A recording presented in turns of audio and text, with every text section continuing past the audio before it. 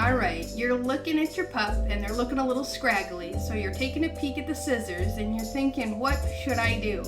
In this week's video, I'm going to interview Lee Ann from Pawsnickety Grooming, who's going to share with us some safety tips all about grooming your puppy at home. So go ahead and hit the like, subscribe, and bell to get notified when next week's video goes live. Hello everyone, we are doing a super special show for you guys today. So if you guys don't know, I'm Michelle with How to Train a Dream Dog, and our special guest today is Lee Ann from Pawsnickety Grooming. We're going to be talking about some grooming safety stuff, because I bet some of you guys at home are looking at your dog and you're looking at the scissors and you're looking back at your dog and you're going, jeepers, when are we going to get to see our groomer? And I don't want you to do anything wild and crazy. So that's why we have Lee Ann on today, who is going to be helping us, who's going to be talking things through. So welcome, Lee Ann. How are you? I am good. It was weird to get up and do my hair and, I don't know, put some makeup on this morning. It was a little weird. I know. We've all been kind of like, do we have like the day pajamas or the night pajamas? What are we doing here? What's going on? Brushing our teeth? I might go get the mail today when I'm done, you know? Right? Yeah. Whew, a big trip out to the mailbox. Exactly. All right. So first, like I said, let's welcome Lee Ann, guys. Go ahead and put your comment. Oh, we got some welcomes. All right. Let's see. Who do we have here? We are here from Pamela, and Erin's here. I feel like you know that one, right? You know that one. That may be a sister of mine. Yeah, she's got a couple dogs. Oh, she can't hear anything. Just do a refresh. Nessa, just do a refresh. And then Rachel's here. Good morning, guys. Woohoo! All right. Okay. So we always like to know real quick, while we're getting things going here, where are you guys watching from? Because we have a lot of people all over the globe, and we want to know, where are you guys watching us from? Where are you going to be learning some tips from? Okay, so you have a handful of topics that we want to kind of scoot through today and make sure we cover. So let's get started. And guys, you can always post your comments in the post your comments below, and we will get to them as we get rolling here.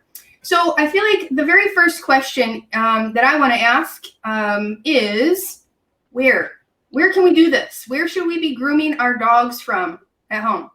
Well, honestly, the number one thing I tell people is you know your dog. If your dog functions better with distraction, I find most people think you need a real quiet environment, but I find actually the distraction can be your best friend when it comes to getting away with doing some grooming and some things that maybe your dog doesn't want to do at home. I also recommend that you find some place that's up off the ground. There's a reason why groomers use grooming tables, and it's because when the dogs are up off the ground, they're not going to jump. They are confined to a smaller area. Obviously, you need to keep your hand on them. And obviously, you don't have a grooming table at home. So I would say probably one of the best things to do would be if you have an old coffee table, if you have an old end table. Now I'm talking small dogs. If you have a workbench, put your dog up on the workbench. If you have a kitchen counter, believe it or not, I know some people are like, I don't want to groom my dog on a kitchen counter. Kitchen counter actually works really well. And the reason why is because, one, kitchens usually have really good lighting. Two, easy to clean and disinfect when you're done. You can put a bath mat, a yoga mat, a floor mat from the car, a doormat. Anything that will provide like a non-slip surface for them to stand on, okay? You're also going to want to have a way to tether your pet down or tie them down. What I recommend for that is I will usually put like a harness or a collar. That's a fancy one. Yeah, this is Susie's. Yes, I know. I will usually put the harness on the dog, hook the leash to it. And then if the dog, let's just say we're going to go with your kitchen counter for right now. Dog's on your counter, take the leash, go right above you, and tie it to one of the handles, one of your covered handles.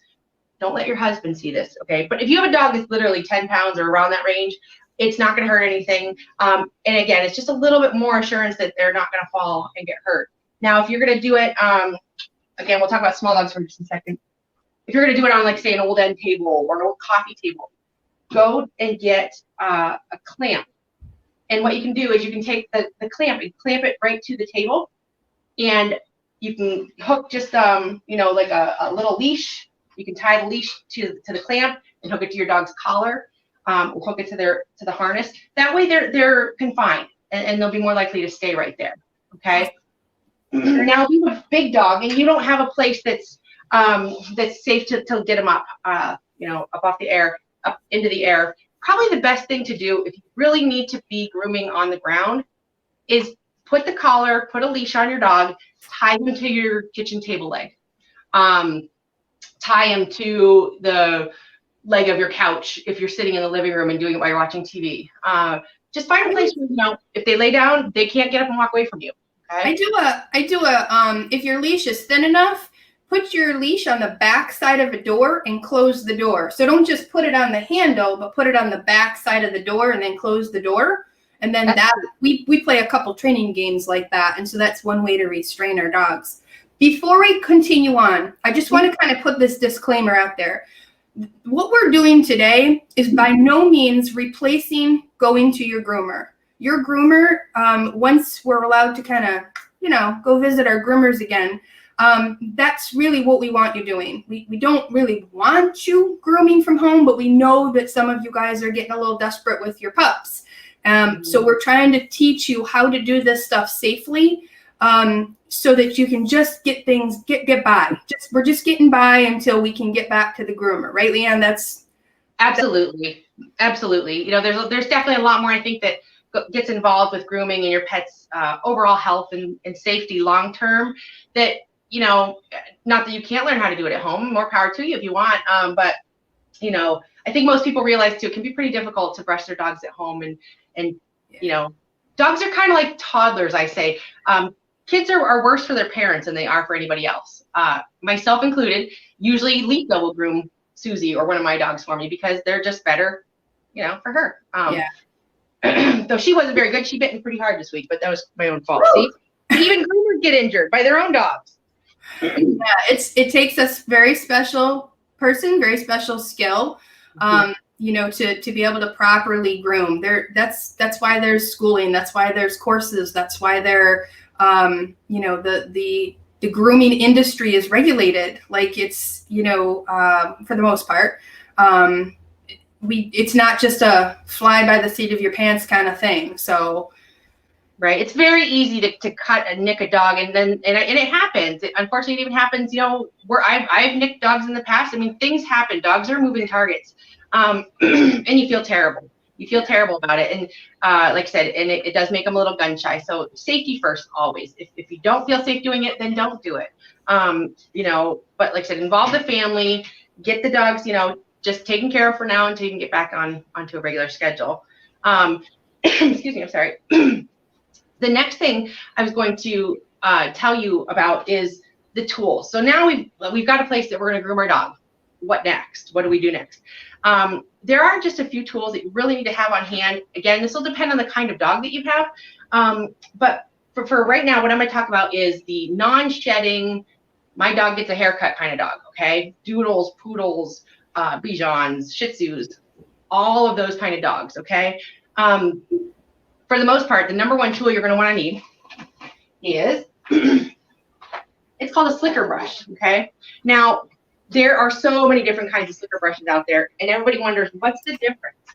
And really, what the difference is going to be pin length, and also how firm the pins are, okay? So this is, generally speaking, a medium length, medium pressure, and that's a good place to start.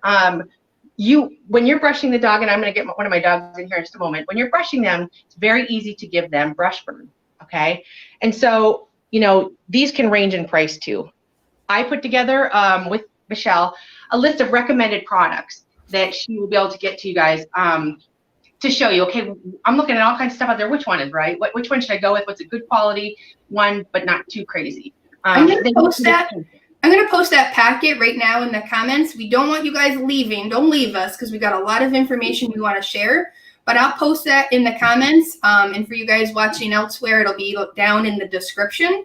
So let me just share that right now. And these items on here. That's what she's going through right now. That's what Lee Ann's talking about right now. So if you guys need them, want them, that kind of thing, you'll be able to go to that link and find them.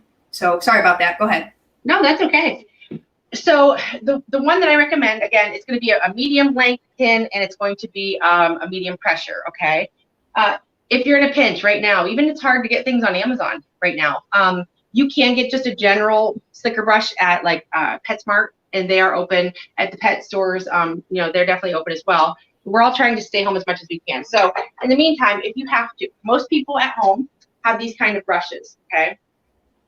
This would be like the human version almost of you know, of a large comb, and this would probably be the equivalent closely to the slicker brush that we're going to use. Okay, so if you've even got these at home, you know what? For now, you can make them work. They can definitely work.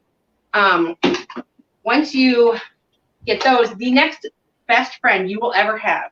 You ever wonder why your groomer has to shave your dog buck naked? Okay, not just groomers. My dog's been buck naked many times. So these are called metal combs, obviously. This is called a poodle comb, and these are a fine tooth comb. When you go to your groomer can only keep, like, to cut the hair with a pair of clippers. And this is one of my pups. I left her matted just for you guys. No, not really, but that was a good excuse, wasn't it? You hold right there. Don't mind her tail too. Sure. When you go to a groomer, your groomer can only cut the length, like the clipper can only, whatever the clipper can go behind the mats, if that makes sense. So if you're like, I want my dog to be 2 inches or 3 inches long, that's about how long her hair is right now. But if I can't comb through it, that's the longest length that I can leave this dog right now if I was giving a cut. Okay. So now we're going to talk about, well, in her hair, if you look at it right now, I wouldn't even say looking at it looks matted, right? I can't get a comb through it. That's how it happens so fast. Anything that's over just, you know, about half an inch to an inch long, man, it can get knotted overnight. I think we've all seen that. Yeah, I think that is something that, you know, people don't realize. One, how fast it mats up, and two, how frequently you should be brushing. Absolutely. And trust me, guys, it's overwhelming. Even with myself, oh, I'm a groomer. I have access to all the tools. I do it and stuff. Yeah. Well, she's been groomed, I think she's 3 now, probably about 3 full times since I've had her.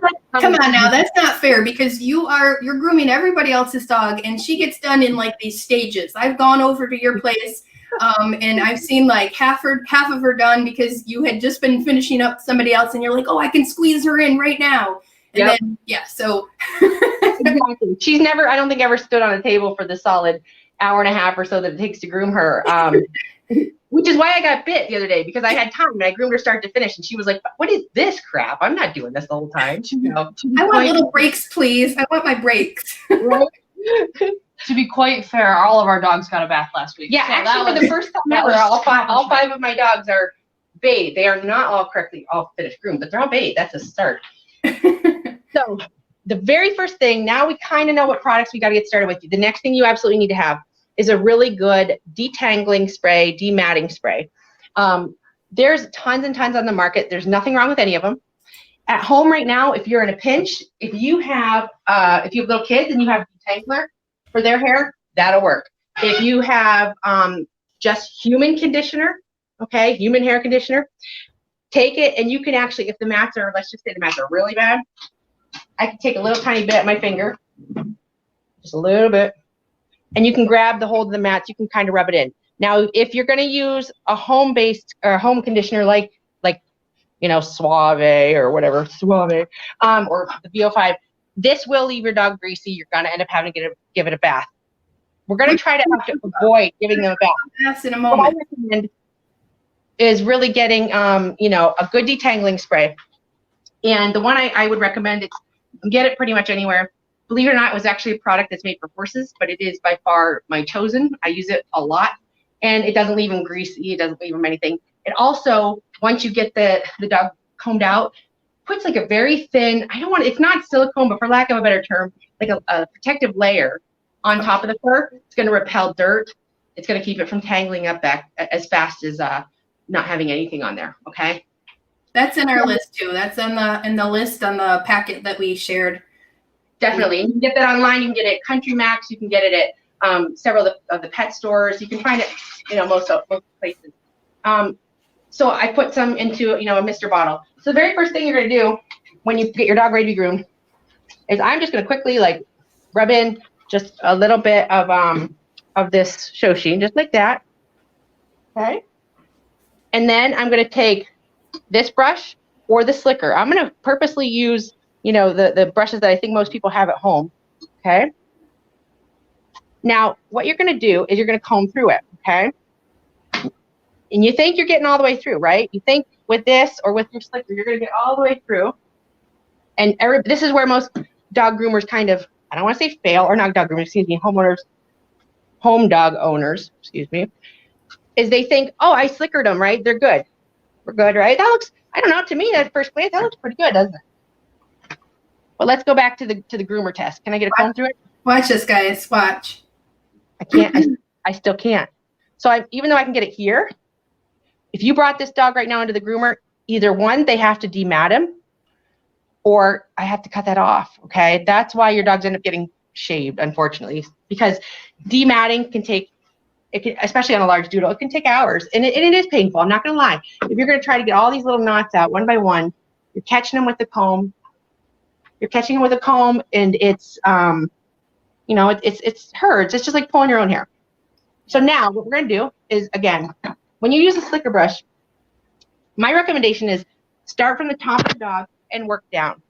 Your dog's not going to stand the whole time. That's totally okay. Be prepared to do it in sections. But when you're combing with a slicker, you're going to lift layers of hair, okay? And you're going to kind of, what I'm doing is I'm hitting the hair and I'm pulling it away from the skin. Because otherwise what I see all the time is people going like this. You will give your dog a brush burn from this comb, okay? It's about the equivalent of a road rash. Right, it looks like a road rash, right? And and that's why a lot of times the dog's owners are like, why don't they let me brush them? It's because you're dragging the metal along their skin, okay? So you got to be very diligent to lift it up. I'm grabbing it and I'm pulling it away, okay? So it takes a little getting used to, but you do that, okay? Sherry says, I hope that my doodle owners get to see this. Yes. Lots of doodle owners out there. I know. I love doodles, and I want to own a doodle. Sherry knows this. My husband said, no, that's why I have Susie. It was between the two, and he was like, let's get a small dog. I'm like, I want a big one. Now, as you can see, too, my dog's already getting annoyed with me. Again, just because I'm a groomer doesn't mean mine behaves on the table, guys. Everybody always feels bad about their dog coming in matted and stuff. Please don't. Please don't feel bad, because trust me, we are nowhere near perfect. You guys, honestly, you guys have your dogs on a better grooming schedule than we do. I guarantee it, okay? So now I've got this, what I think is pretty combed out. Let's see, okay? Now if I took this dog into a groomer, we're good in. Oops, maybe I missed a little bit. Okay? So now what do you do if on a dog like this, Lee Ann, on a dog like this, what typically should be a grooming schedule? If I want to keep, now I obviously, Lisa worked her butt off with me a couple weeks ago because Susie was going to have to get shaved. She was so matted. My dog's a little tank. Okay. She may be a little portly. I do know this. My husband's Italian. We have a problem. And he's shaking his head no. But I don't want to shave her legs down because she looks like a little barrel. No. She looks like a little barrel with on stilts. So I try to keep her legs puffy because I think it's cute. But honestly, if you want to keep the length as long as anything over about an inch and a half, you should be brushing your dog minimally once a week.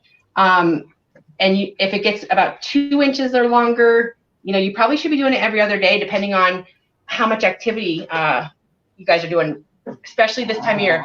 Their legs get wet and they will tangle right up.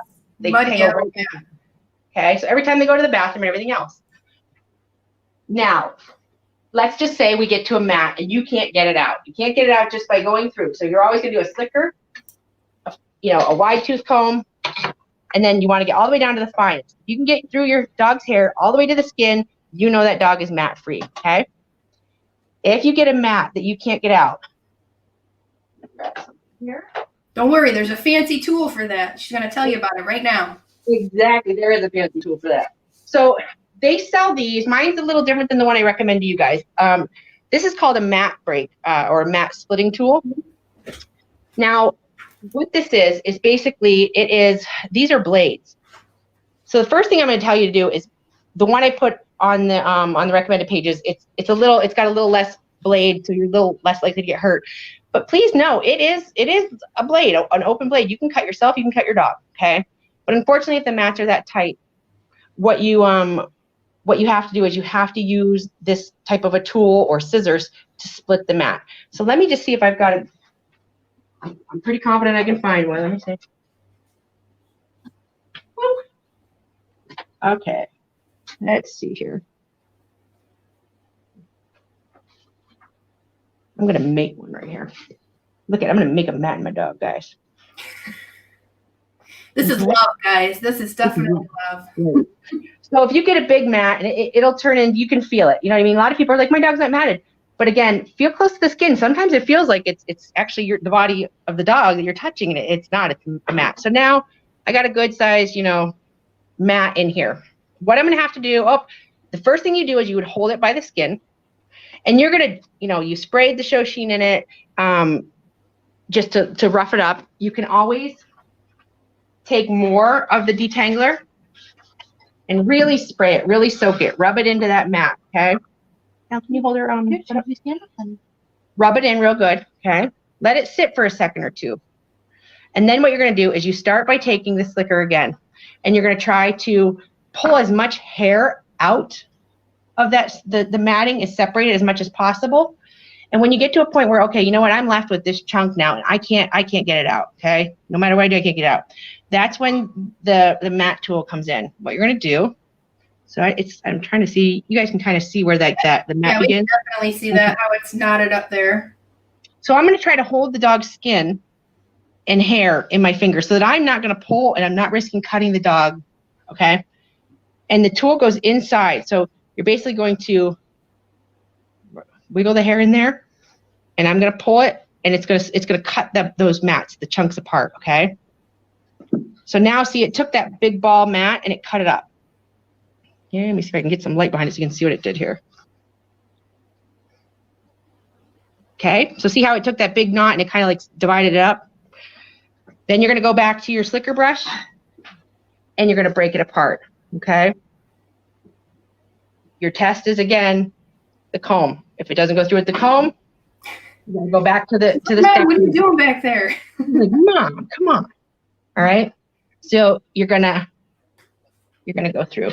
The detangling spray, like I said, it's gonna be your best friend. I did not put detangling spray in this whole leg. I did in the other one. She's like, Mom. The most important thing, like I said, is do it in lines. They call it, line grooming. You're going to start, do a line, do the next line, keep going down all the way, until you get to their feet. When you get to their feet, a lot of doodle owners, no one wants to see their dog's toes. I got this cute fluffy dog. Last thing I want to do is see her little naked toes, right? One thing a lot of people forget to do is on their feet. When you get down to their feet, they get toe mats. You're going to take your metal comb sideways, okay? And you're going to reach in between those toes, and you're going to comb those mats out, okay? Because if they get a ton of mats, what happens is the mats get so tight in between the toes that it actually starts to pull the two toes together. And then what we have to do is we have to actually take our clipper, and we kind of shave inside the toes, and that's when your dog comes home and you can see, the toe outline rather than that cute little fluffy like bear paw that everybody wants. Like I said, I hate cutting dogs down. I could sit here and shave them all day long. I don't want to. That's not fun. I want to make them look cute too. So that takes more work, doesn't it? It takes more work to trim them down than it does just to brush them out. And I think that's a big misconception. A lot of people think, oh, my groomer just wanted to hurry up and get the job done. And no, because you have to spend more time being more cautious and more careful that you don't nick them when that mat is so close to the skin. So That is like your groomer never really wants to trim them down that short if they don't have to. Correct. And there are a lot of groomers out there too. Like for my customers, you know, I definitely will demat a dog depending on the dog's temperament. If I know, you know, my customers know too, if I get started on them and they're matted or they need a break, I'm going to give them a break. But I also have a different setup than a lot of shops. I did that on purpose. I did that because that's how I wanted to run my business. But, you know, that's why dematting will take so much extra time, and it'll take quite a bit more money, you know, for a groom as well, because of the time it takes and the amount of product. You know, there's another product when I have to really break out big guns. I use a product that it's called Cowboy Magic. This is expensive. This will, I guarantee you, will do an amazing job getting the mats out. I find it also leaves your dog a little bit greasy, so you're going to end up having to bathe the dog for the most part. Especially if you have a lot of mats and you're trying to get them out, you're going to get done and the dog's just going to kind of look a little gross. That's why I steer most people towards the show sheen. But like this is like $27 for one of these, and I've done a doodle before and had to use 2 bottles on a dog that was that matted, just to prove the point to a customer that I can get this out. I did it once. I'm not doing it again. If you're not going to brush, at least make an attempt at home to brush the dog. Most groomers are going to say, you know what, I'm not going to put that dog through that. Right. You know, and I think that's just, it's called humanity over vanity. And, you know, so hopefully this at least helps everybody understand why, you know, like I say, it's easy to miss mats. They don't look matted. Doodles walk in and I'm like, I think they look fine. I should be able to cut through it. It's not until you really get in there with a comb that you realize like, oh, you know, this was a lot more matted than I thought. Yeah. There's also specific areas you really want to watch for. The hips, you know, because they sit. So if you're going to get mats, it's going to be right in this area. It's going to be the collar, the chest where the harness goes, and the armpits, okay? Behind the ears, too. Exactly, yep, behind the ears, too. And those ones, those get tight, and they get tight fast. Be very, very careful. I would never recommend going behind your dog's ears with a pair of scissors. If you cut that skin, it will cut like chicken skin, okay? Speaking of that, are you a big common question is then, well, 2 actually, grooming around the face and then trimming the nails. Do you want to talk about those things as well? Let's talk about the face. So you can you can buy some different things, different products that are safe for the face, safe for the eyes, depending on the kind of dog. You know, everybody, most small dogs, even the doodles, tend to get a lot of eye boogers, you know, and they get that smell right here on their face, okay? Let me down a little bit here. Ooh. Must have been She-Ra. I put that on pretty tight. Now, the thing that's the scary the most is, one, I know very, very few dogs that will allow you to trim their face, okay? They don't love it. None of them love it. It kind of goes back to their defense mechanisms. You know, they are wild animals at one point. I know this is like a wild pack of shit running through the woods, but you would want to get, first of all, a waterless shampoo, okay? And you could take the shampoo, put it on your hand, whatever. Before you even try to cut the eyes, you take that bone from her. Now she's going to get mad. I took a bone. She does not like her face trimmed either, so you'll see this. So I put a little bit of waterless shampoo on my fingers, and I'm going to just kind of run it on her face, okay? And that, by doing that, it kind of will start to loosen up this junk that's in here, okay? Your best friend in this situation is going to be a flea comb. If you do not have a flea comb right now, and you have a toothbrush, this one's a little bit harder bristled. This will work as well. For getting some of the stuff loosened on their face before you try to go at it with scissors or with clippers. So what you're going to do, the flea comb really becomes your best friend, because I'm going to hold her here as I can reach in these cracks. Oh, I know you're going to be just fine. You can do it. And I'm going to comb up all this junk, okay? Okay. She says, I like my eye goobers. I know. She's like, Mom, I want to be dirty, Mom. And like I said, and I purposely picked her because I know she's a turd. She does not like her face trimmed. I don't trim her face in one sitting ever. She knows it. Hey. So I unfortunately, I did end up cutting her face before we had decided to do this. So her face is not super long. But right now, I combed up all this junk that's going to start to go into her eyes, okay? Now, if I've gone back and forth because, scissors are dangerous. And these guys move, and they move quick, and they move a lot. So if you're going to attempt it, I really feel like it comes down to you know your dog, you know your comfort level. Maybe even talk to your groomer and say, hey, how bad is Wesley right now? I mean, is Wesley hard to groom? Do you think should I have to trim around his eyes? How is he for his face? You know, they can give you a couple tips and say, you know what, just don't even try it. Your groomer knows your dog, okay? So if you're on the fence about whether you should or shouldn't or let it go, get a hold of them. I guarantee your groomers are out there and they'll answer your questions right now. If you choose to go with scissors, there is a product on the recommended page it's called Scaredy Cut. They're just a small, even these are a little too long. I would recommend, but it was the shortest I had. They're called ball tips. So the tips are rounded, so they're not sharp at the very ends, okay? And, they're just a small scissor. You do not want to take kitchen scissors, anything bulk like that, paper cutting scissors to their hair, okay? One, it's not going to cut. It's just going to fold the hair over anyway. And it's just, they're too big and bulky for in that little spot. And so, like I said, these guys, your pups are going to move fast.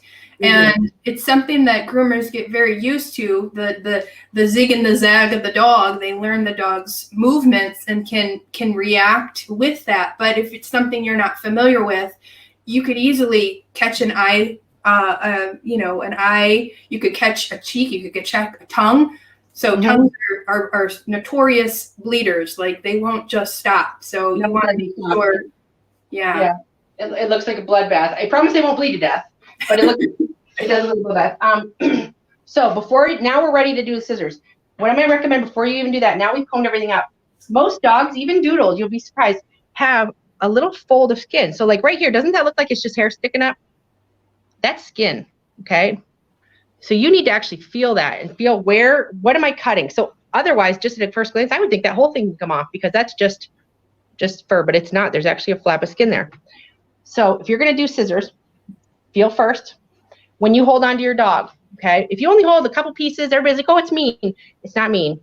If you hold a couple pieces, it hurts. It's like pulling your own hair. If you grab just a couple pieces, you're like, that hurt. But if you grab a clump of your own hair and you pull it, it doesn't hurt as bad. So what you're going to do is you're going to grab not only some chin hair, but the cheek as well, okay? So I've got a good grip on a cheek hair and the chin. So I'm going to hold on to that. You're in charge. You tell your puppy. You tell your dog. You're in charge. Okay, so hold on. Now, I'm going to purposely always point. Oh, my gosh. Always, always, always point the tip of your scissors away from the dog. Because what the dog's going to do is if I were to go like this, boop, boop, boop, boop, boop, they're going to jerk. They're going to pull forward. They're going to buck at you, and you're going to stab them, okay? So when you're going to use scissors, like I said, double check, triple check how you're going to cut inside here. Hold a good portion of hair, excuse me, and you're going to reach in here and just keep fluffing it up. Okay. Like I said, don't feel bad. Your dog's not going to die. It's okay. One thing to keep in mind when you are trimming. So if your puppy does this, where she's whining or he's barking or he's trying to move away, in training and in grooming, we follow this calm equals release. Calm equals release, which means that if you react as soon as your puppy starts barking or flailing around or whining, and you go, oh, I was hurting you, you're actually reinforcing that behavior. So they're learning to control you. They're learning to train you. And if you're holding your puppy safely and appropriately, you're just going to maintain that pressure, that gentle pressure, until they're calm. You're going to get your job done with your scissors, and then when they're calm, you're going to let go. Otherwise, they're going to learn very quickly. If I just flail around, if I just react, my owner becomes reactive, and then they just stop, and then, yay, I win. And if you're trying to get the job done, that's definitely not what we want to do. So right, and that's actually what your groomer will do when you bring your dog in. That's kind of how I get them used to getting their face done. So it's been a long time since I've done it with her, and like I said, I'm not a trainer. I can make him cute, but I'm not a trainer. But I'm gonna hold. You're such a good girl, huh? I'm not even trying to cut her right now. I'm not trying to groom her. She's being good. I'll let go. What did you do? Who is a good dog? You sit. See, I taught her that. Sit. Good. Right? You see? Okay. Just kind of hold him for a minute. Okay. Come in here and pet him. Don't even have your scissors. Pet him. Just, wash their face, comb their eyes. Do that. Worry about that at first. You may have to build up to trimming, okay? That's a great desensitization technique. That's perfect. Absolutely. So if you choose, okay, you're too afraid to use the scissors, then Allie, will you get me those little clippers over there? Mm-hmm. What I would recommend then, I can go this way, is they do make, most men have them like a beard trimmer or a mustache trimmer. You can get a small one. They're pretty inexpensive. This one was like 30 or 40 bucks, but it's a little bit more industrial or commercial use. This one actually is from Walmart. Now, I know this one's dull because I haven't used it in a long time. It's literally battery operated. I want to say it was like $8 to $12, okay?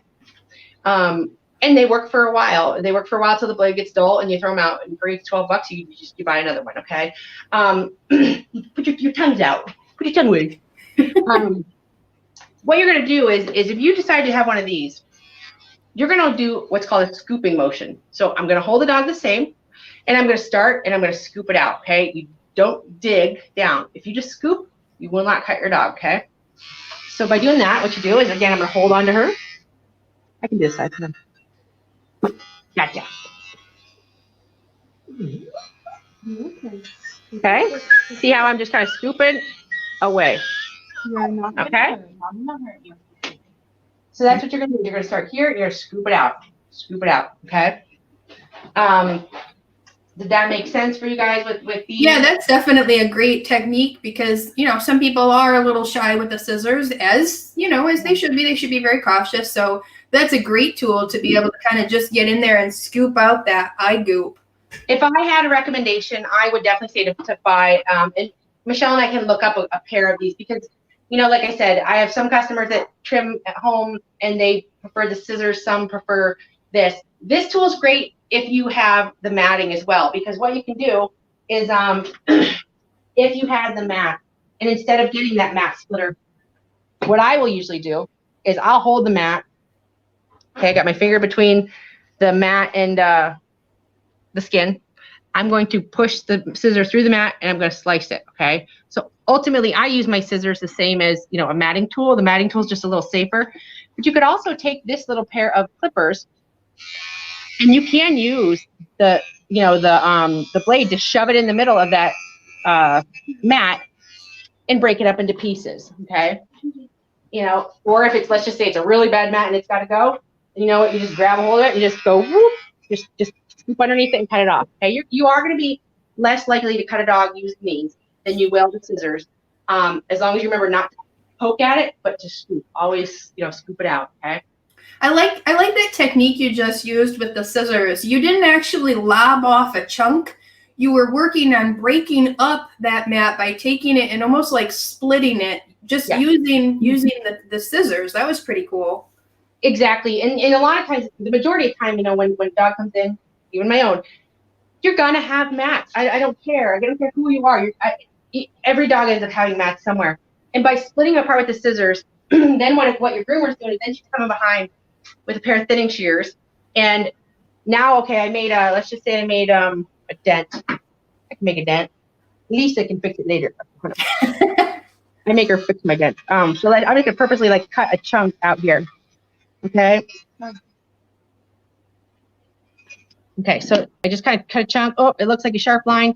Your groomer comes back in with a pair of thinning shears and pulls at it and tries to blend that in. So they start to blend the line out, and that's how we kind of hide spots that we have to chunk out, okay? So, yeah, the scissors, like I said, again, the scissors are totally safe to use as long as you're making sure you're always pointing the tip away. So if I'm going to cut anything, you point the tip away. Hand behind you, point the tip away, okay? And if you use that ball tip, you won't stab yourself. But again, you can just shove it through the mat, pull, and it does virtually the same thing as that mat breaker, okay? Awesome. Very cool. What do you think? That's everything there as far as I can think of. And then we have the major question of the nails. You want to talk about the nails? Yes. Okay. So the nails are tough. what I'm going to do is let me get some of this stuff off here and fill you in. So when it comes to the nails, you want to make sure, one, no, not yet, that you have the correct kind of nail trimmers. Oh, you just get this stuff off the tail. The correct kind of nail trimmers. For, say, a doodle-sized dog or a larger dog, you're going to want to use a pair like this, okay? This, it'll clip the nail. It also has what's called a little safety guard. Push it back into place. I moved mine off, but what that does is when you put the nail in here, if a dog jerks and it shoves its nail through when you're trying to cut it, this little safety piece stops it so you don't cut it off, hopefully too short to make it bleed, okay? So that's what this little piece is for on there. Some people like it, some people don't. If you don't like it, you can just push it off to the side, okay? So you can Before we talk about this, so you got these trimmers here, the things you guys should have on hand if you are trimming your dog's nails. She's showing you which type of clippers to get. The other most important thing to have on hand is a styptic powder. You want to show which one you use? Absolutely. So the styptic powder, Larry's showing you right there. Yep. Basically what this does is you know what, you very well may hit the quick, and yes, it bleeds. First of all, it's kind of like if you cut your forehead, it bleeds like a son of a gun. You're not getting as much blood as you think you are. So first of all, don't panic and don't make it into a huge deal because it will panic your dog. The styptic powder, what you do is you would open it up. Some people pinch it, okay, and get some in your hand, and you would press it against the tip of the nail that you nicked, okay? Or you can put it, sometimes it's easier to put a little bit in a cap before you start doing your dog. And that way, if something happens, you can just grab their foot and their nail, and you can just hold the tip of the nail in. You're just packing it in the tip of the nail. You're just kind of packing it in so it kind of helps to stop the bleeding. Exactly. So what I'm going to show you, and there is this handout. In the packet that we put together for you guys, I'll share that packet again in case you guys missed it. There are some tips on the nail trim, what you should be looking for, how you should be holding the clippers, which she's going to show you in just a moment, and then also the supplies that we're talking about. They're in there as well. Yes. So the number one thing that you have to pay attention, whether the dog's nails are white or black, is going to be that you need to do a 45-degree angle, okay? So we're going to take a look here at my Chihuahua. I did not cut her nails on purpose. So when we pick her foot up, okay, according to the drawing, Larry, come on this side so you can see right here. Go straight. Here, let me take that just because I want you to get right. So if you're looking at your dog like this, okay, what you're going to do is you're going to make sure when you cut, I'm going to cut from the tip this way, okay? And I'm going to show you what I mean when I pick the toe up. You're going to not go like this, and you're not going to go like this. Excuse me. You're not going to go like this. I was backwards. You guys, I'm trying to figure out you guys are backwards to me. Because you're going to be more likely, if you cut too high in the nail on the front, you're going to nick it, okay? So let me show you. If I can, this is hard to show, but go this way there. All right. They have that. So here. Yep, that's in your packet, that little sheet of paper there. All right. So point her this way, guys. There we go. So what you're going to do, so here's the nail, okay, I'm holding it up. I'm going to make sure that I trim, you know, I don't want to go parallel. I don't want to go like this because you're going to cut the dog. You're going to go at this angle, okay? So I'm going to just cut, first of all, and I'm using little tiny ones because she's small. I'm going to cut a little piece off, okay? Now, what you're going to look for, so we can get that to focus for you. There we go. Okay, so when you start cutting a dog's nail, whether it's the white or the black nails, you're going to look for a little dot, okay? And the dot looks like this. And you're going to start to look. It's called the pulp. And what happens is, so when you first cut it, you're going to start to see white. Well, how do you know if you've gone far enough? You need to take a little bit more until you start to see the dot formed inside of a white circle. When you see that, you know you're close to the quick and you can stop, okay? So I'm going to show you here. So pick it back up. Okay, I dusted off. So right now I kind of see a little bit of a dot, but not really. You guys kind of see that little spot in there? So I'm going to take just a little bit more. Good girl. Now, You see that spot? See the circle? Yep. That's close enough. If I go any more, you're going to hit the quick and it's going to bleed. What you can do is if you trim, just say you trim a little tiny bit off and you're like, I'm really not sure if I should go anymore. Wait a couple minutes.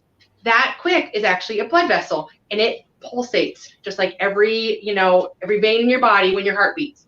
So if you wait a minute or two, what happens is that quick will pulsate and it may push out closer to the edge, if that makes sense. So you might come back in a minute later and go, oh, thank God I didn't cut any more off that nail. It would have bled. That's why, okay? And that's why also don't feel bad if you trim the nails and 2 minutes later you're like, what the heck? Why is one of them bleeding? It's for that reason. It's because the blood was running and pulsating and it just happened to break through that thin membrane and started bleeding.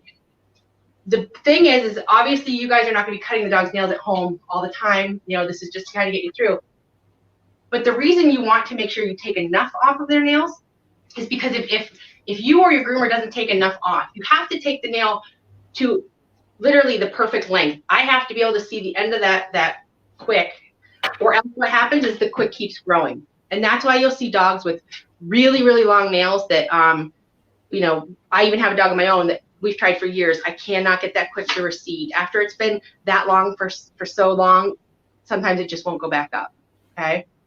So we have a couple comments here I wanted to share with you. First of all, is it Liliana? She definitely says, I have a newfound appreciation for all you do as a groomer. Thank you a million times over. I can't wait for him to get back to you. He's really Carlo. And then we did have one other question about black nails. Yes. So Sean is asking, how does it look differently with a black nail? Well, I just happened to borrow my neighbor's dog so I could show you some black nails. So we're going to switch gears and I'm going to grab a black dog. Oh, man. Yes, Gwen, it is okay if you don't have Styptic powder, you can definitely use cornstarch. Yeah, that's the next best thing to use, cornstarch. Good suggestion. Come here, Maximus. Get up here. That's my boy. Good boy. Oh, good boy, Max. You go this way. When they adopted him a couple years ago, they told him he was a beagle mix. Oh, okay, yeah, beagle mix. He is a beagle mix. Come on, Max. Come on, buddy. Come on, good boy. I don't usually have him on this table. They're like, what are you doing? Will you feed him some treats and hold him this way? Yeah. Go, Smuggy Roo. Go. You up there. Good girl. Max, go this way. Come here, Maximus. Max, you want some treats? Oh, yes, you like treats. All right. Maximus, this is like your debut on camera here, buddy. I asked his mom, like, can I borrow him? And then she's like, have him all day. Come on. All right.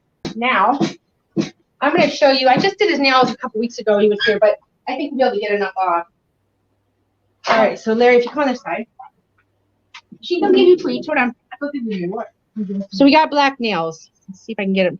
So what I'm going to do is I know with him I can't take a ton off. So I'm going to take, literally just a teeny tiny tip first. Start a little at a time. Yep. I'm going to move this out of the way so you guys can see it. Okay. So I took off a little more. Can you see the dot now? Yeah, definitely. So you see a white ring with the dot. That's far enough. Okay, let's do another one. So here's the nail. If you, like I said, you guys don't know your dogs yet, so you're going to take literally, let me try to push this stupid thing out of the way so I can go this way with it. I'm going to literally go this way so they can see just how teeny tiny much I'm taking. Just like see that barely a tip in there, okay? And that way I can just start to see the end. Now I'm going to take a little teeny tiny bit more. Okay? And sometimes it's just barely scraping over, and that's okay. That's how you're going to go a little bit at a time. Now, this one's actually going to be a perfect example because what do you do if you start cutting and you don't see a circle? You know, like I'm looking at this. It still looks like it's a straight line. It still looks like I could probably take off more. Okay, but I'm afraid to. So what I'm going to do is I recommend you guys try getting a couple different things you can use. One is just a human nail file or human, the metal ones they sell at Dollar Tree, These ones, you know, you can get pretty much anywhere. You even have a Dremel. A lot of people have a Dremel at home. If you're going to use a Dremel, the nail comes off quick, okay? So what you're going to do is don't run it on the fastest speed. It has the little sanding you know, end that you can put on it. What I'm going to do is I'm going to hold the dog's nail up, and I'm just going to just hit the tip a little bit.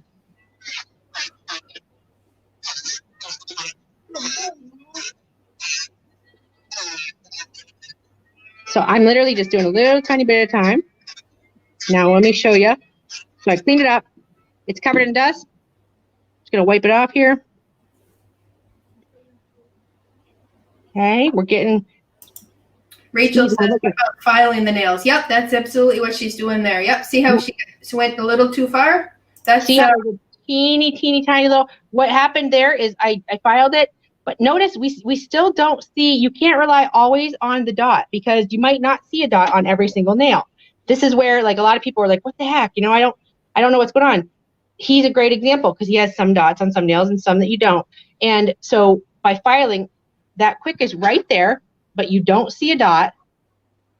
What you're doing then, my best example I can give you is going to be, it's by feel.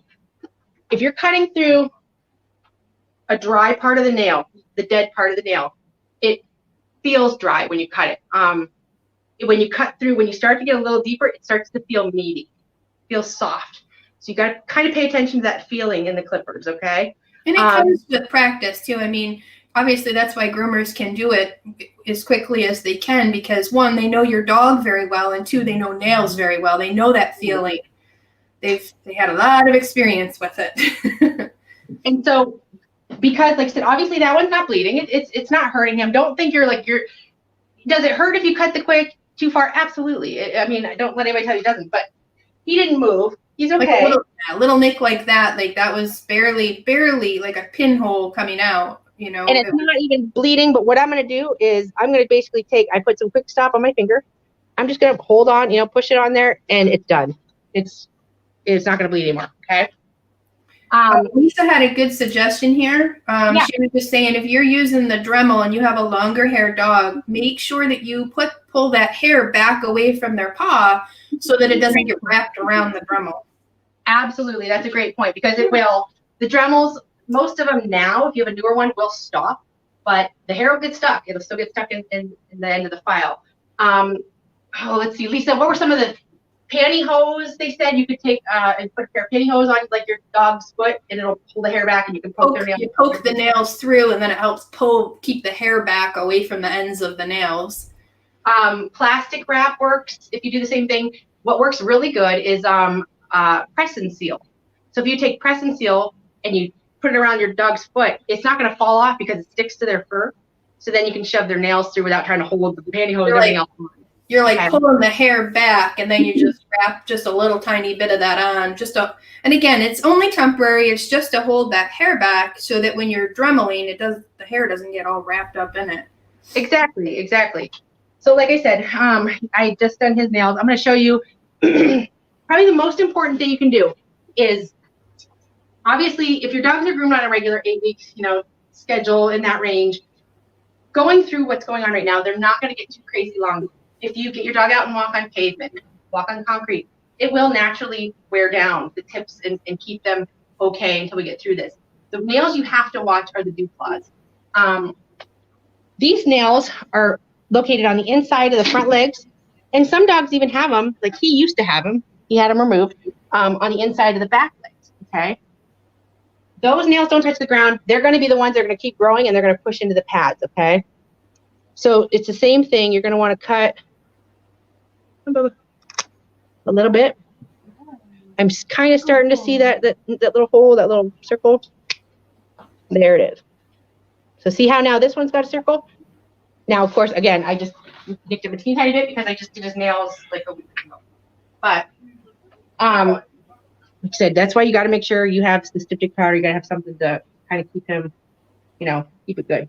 And if you can see what also is going on, Ellie, her daughter, is redirecting. So it's not just one person. There's two people working on the nails here. One to distract the dog, and then the other one to work on the train. So that's something to keep in mind too. If you have a helper to feed the dog, redirect the dog, distract the dog, play with a toy with the dog, let the dog lick some peanut butter off a lickety mat, which we put those in the recommended products as well in the list in the packet. So that's something you can do too, is just to be able to help refocus your dog's attention so they're not like looking back at you, trying to lick the clippers, trying to get their tongue in there. We don't want that to happen.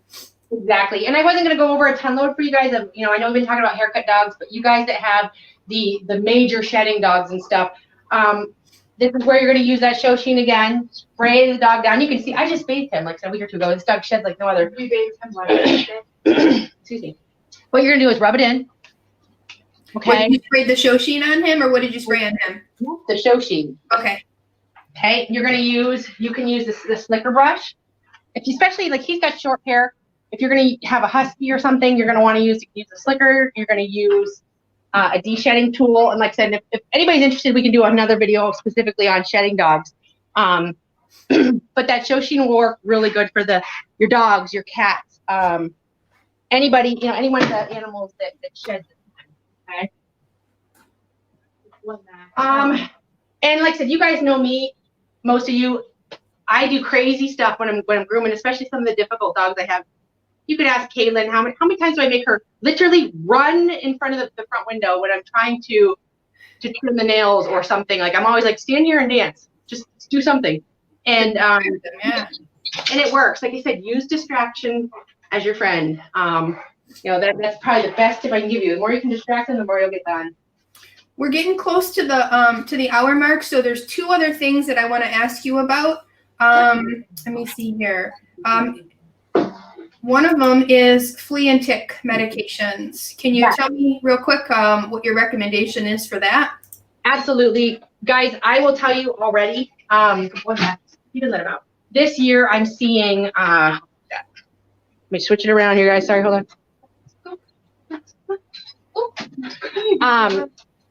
This year I'm seeing already a ton of ticks, and it really shouldn't even be flea and tick season yet, but they're bad, and they're coming in. Everybody's home right now.